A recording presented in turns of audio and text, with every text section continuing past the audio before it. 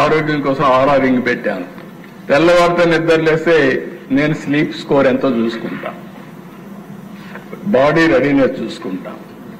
తక్కువ ఉంటే ఒక అర్ధగంట గంట ఎక్కువ నిద్రపోతా, దాంతో బాడీ ఛార్జ్ అవుతుంది. అదే మరి ఇప్పుడు చాలా డివైస్ వచ్చేసాయి. మీ ఆరోగ్యాన్ని కాపాడుకోవడం మీ చేతల్లో ఉంది. నేను మీకే చెప్పడం లేదు, రాష్ట్ర ప్రజలకు చెప్తున్నా. ఇది తెలివైన వాళ్ళకి చెప్తున్నాను. మనం ఎక్కువ తింటే ఎక్కువ ఆరోగ్యంగా ఉంటామని కార్బోహైడ్రేట్స్ ఎక్కువ తిని షుగర్ తెచ్చుకుంటున్నాం, డయాబెటీస్ తెచ్చుకుంటున్నాం. అక్కడి నుంచి ఓసారి ఎవరేం మాట్లాడినా మీకు ముందు కోపం వస్తుంది. అక్కడి నుంచి లేనిపోయిన సమస్యలు తెచ్చుకుంటా ఉంటాం. ఇవి కూడా మనం గుర్తుపెట్టుకోవాల్సిన అవసరం ఉంది.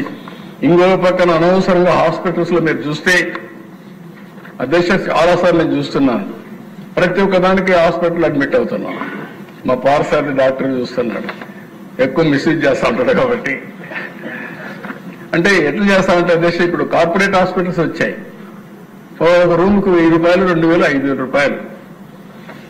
10 days ఉంటే రూమ్ బిల్లే ఒక 50,000, 1,00,000 రూపాయలు అయిపోతుంది. 10 days ఉండాలా అని అడుగుతున్నాను నేను. అదే ఒక డివైస్ ఒక ఉమెన్ గాని, ప్రెగ్నెంట్ ఉమెన్ గాని మనం ఒక వేరబుల్ గాని ఆవిడకి పెట్టగలిగితే బాడీ ఎప్పటికప్పుడు కంట్రోల్ రూమ్ నుంచి మానిటర్ చేస్తూ ఎప్పుడు అవసరమో అప్పుడే ఎమర్జెన్సీ కింద అంబులెన్స్ పంపించి తీసుకొచ్చే పరిస్థితి వస్తుంది. 10 రోజుల బదులు 5 రోజులు హాస్పిటల్లో ఉంటే సగం ఖర్చు తగ్గిపోయింది, ఇంకొక పేషెంట్కు ఉపయోగపడుతుంది.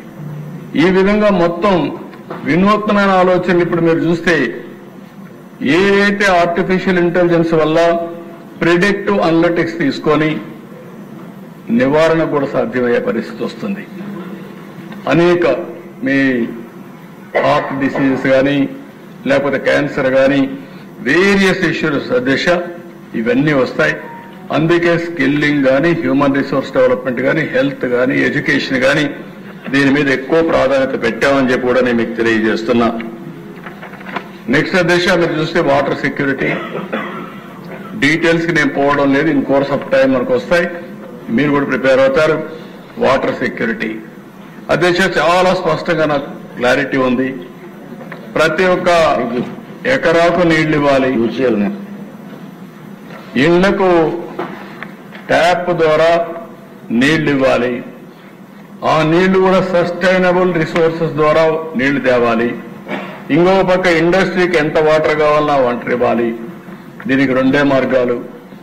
ఏదైతే వర్షం పడుతుందో ఆ వర్షాన్ని ఎక్కడికక్కడ భూగర్భ జలాలుగా మార్చుకోవడం, లేకుంటే రిజర్వాయర్లు ఉంటే అవన్నీ నింపడం, మూడోది నదుల అనుసంధానం చేయడం. నేను మొన్న కూడా ఈ హౌస్ లో చెప్పా, గోదావరి నుంచి బనకచెర్ల వరకు నీళ్లు తీసుకుపోగలిగితే, గోదావరి నుంచి వంశధారకు నీళ్లు తీసుకుపోగలిగితే ఆంధ్రప్రదేశ్ భవిష్యత్తు టోటల్ గా మారే పరిస్థితి వస్తుంది. ఆశ అయితే ఉంది, ఆశయం ఉంది, కానీ డబ్బులైతే లేవు, కానీ ఆలోచన ఉంది. దీన్ని ఏం చేయాలని ఆలోచిస్తున్నా. ఎప్పుడు ఆలోచించినా ఇది వస్తా ఉంది, కానీ ఒక సంకల్పం ఉంటే ఇది సాధ్యం అనేది నా నమ్మకం. ఆ సంకల్పంతో ముందుకు పోతున్నాం. ఒక్కసారి నదుల అనుసంధానం ఈ రాష్ట్రంలో జరిగి పోలవరం పూర్తి అయితే ఇంక మన రాష్ట్రానికి తిరుగుండదు. దక్షిణ భారతదేశంలో నెంబర్ 1 రాష్ట్రంగా ఆంధ్రప్రదేశ్ తయారవుతుంది. వేరే రాష్ట్రాలకు మనం నీళ్లు ఇచ్చే పరిస్థితికి వస్తాం. ఇది కూడా ఆలోచిస్తున్నాం అని చెప్పి తెలియజేసుకుంటూ, ఇలాంటి ఇన్ఫ్రాస్ట్రక్చర్ ని క్రియేట్ చేయాలని ఎక్కడికక్కడ ఆలోచిస్తున్నాం. ఇది కాకుండా రైతులు, ఇక్కడ నేను చాలా స్పష్టంగా మనందరికీ బాధ్యత ఉంది.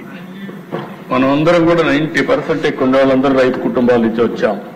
తర్వాత కుటుంబాలు వ్యవస్థలు మారే, వ్యాపారస్తులు అయ్యారు, లేకపోతే డాక్టర్లు అయ్యారు, లేకపోతే ఇంకొక వేరియస్ ప్రొఫెషన్స్ కి వచ్చారు. దీంట్లో నా కోరిక ఏంటంటే మ్యాక్సిమైజింగ్ ఫార్మర్స్ ఇన్కమ్స్, వ్యవసాయాన్ని సస్టైనబిలిటీ తీసుకురావాలి. ఇంకొక పక్క ఇది జరగాలంటే మనందరం కూడా ఆలోచించాల్సింది, రైతుకు కావాల్సిన ఫైనాన్షియల్ స్టెబిలిటీ రావాలి, క్రెడిట్ అప్పు సులభంగా తీసుకోవాలి.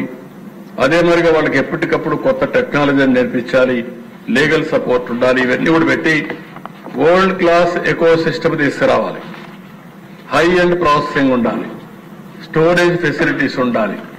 ఈ రోజు మీరు చూస్తే హార్టికల్చర్ లో 30-40% వేస్ట్ అయ్యే పరిస్థితి వస్తుంది. ఈ వేస్ట్ అంతా కూడా